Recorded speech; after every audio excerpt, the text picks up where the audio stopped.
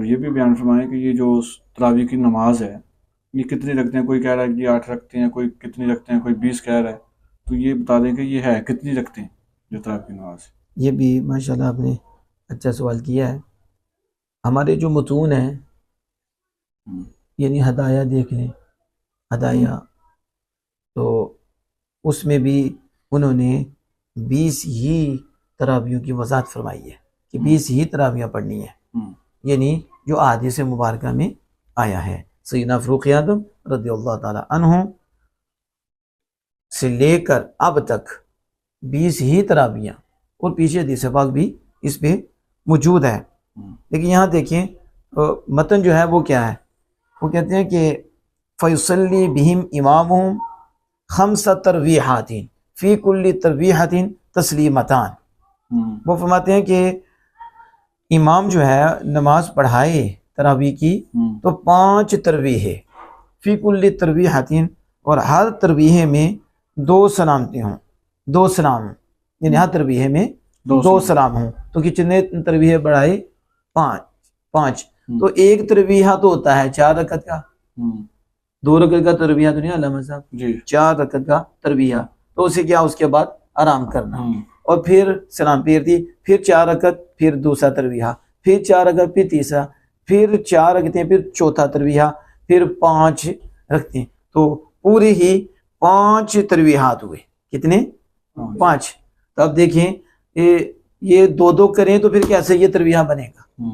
ترویح بنتا ہے جی، یعنی کہ تسلیماتان یہ جو ہے تسلیمات، اس سے مراد جو ہے وہ 2 رکھتے نہیں ہیں بلکہ 4 رکھتے ہیں، 4 رکھتے ہیں، یعنی 4 رکعتوں کے پاس آرام کرنا، بیٹھ جانا۔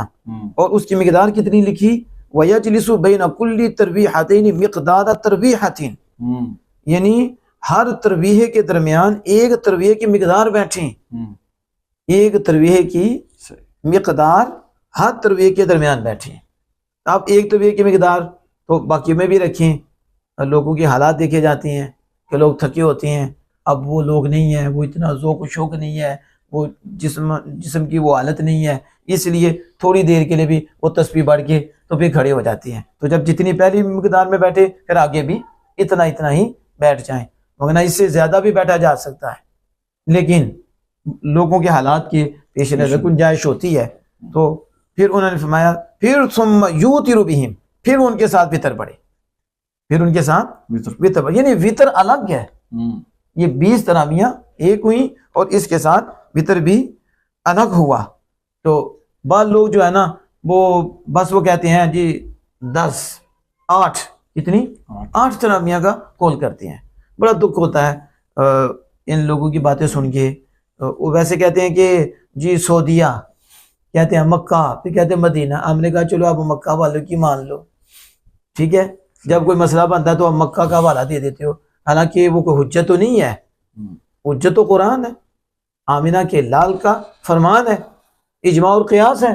لیکن وہ کیا کہتے ہیں جی مدینہ پاک میں دیکھو، جی مکہ شریف میں دیکھو وہ کیا کرتے ہیں۔ ہم نے کہا آپ بھی دیکھو وہ کیا کرتے ہیں۔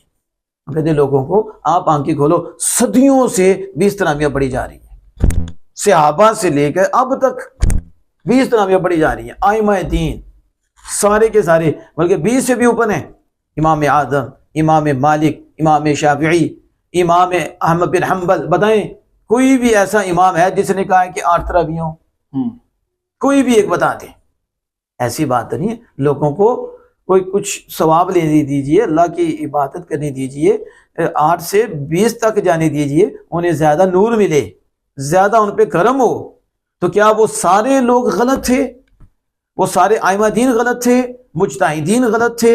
صحابہ جو 20 پڑھتے رہے وہ غلط تھے؟ ان کے نیچے جو آتے رہے اب تک سب کو پتہ کوئی نہیں کہ تراویحیں 8 ہیں اور یہ 20 پڑھا رہے ہیں اور فتویٰ دے کر اتنا بڑا ظلم کر رہے ہیں؟